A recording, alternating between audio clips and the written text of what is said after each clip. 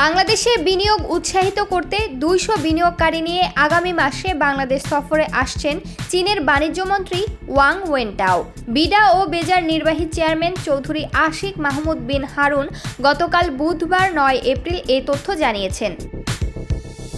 রাজধানীর ইন্টারকন্টিনেন্টাল হোটেলে বাংলাদেশ বিনিয়োগ শীর্ষ সম্মেলন ২০২৫-এর তৃতীয় দিনের শেষে সংবাদ সম্মেলনে এক প্রশ্নের জবাবে বেজার নির্বাহী চেয়ারম্যান বলেন, চীনের বাণিজ্য সচিব আমাকে চিঠি লিখেছেন। তিনি আগামী মাসে তাদের বাণিজ্যমন্ত্রী এবং প্রায় ২০০ বিনিয়োগকারী নিয়ে বাংলাদেশে আসবেন। তারা বাংলাদেশে বিনিয়োগ করতে চায়। যদি আমরা তাদের উৎসাহিত করতে পারি তাহলে তারা দ্রুত বিনিয়োগের সিদ্ধান্ত নিতে সক্ষম হবে। বিনিয়োগ শীর্ষ সম্মেলন সম্পর্কে বিডা চেয়ারম্যান বলেন, এই শীর্ষ সম্মেলনের মূল লক্ষ্য হল দীর্ঘদিন ধরে চলমান বাংলাদেশের নেতিবাচক ধারণাকে ইতিবাচক রূপ দেওয়া। আমি জার্মান দলের সাথে বসেছি।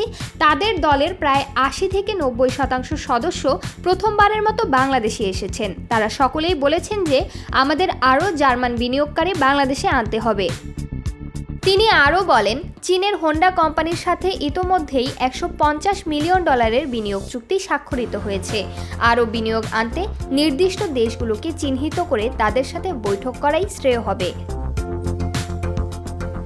বাংলাদেশ বিনিয়োগ শীর্ষ সম্মেলনে আসা ব্যবসায়ীরা শ্রম নিবিড় শিল্পে বিনিয়োগ করতে আগ্রহী জানিয়ে চৌধুরী আশিক মাহমুদ বিন হারুন বলেন, তারা বাংলাদেশের ভোক্তা বাজার দখলে টেক্সটাইল, তৈরি পোশাক, ঔষধ ও ইঞ্জিনিয়ারিং খাতে বিনিয়োগ করতে চান।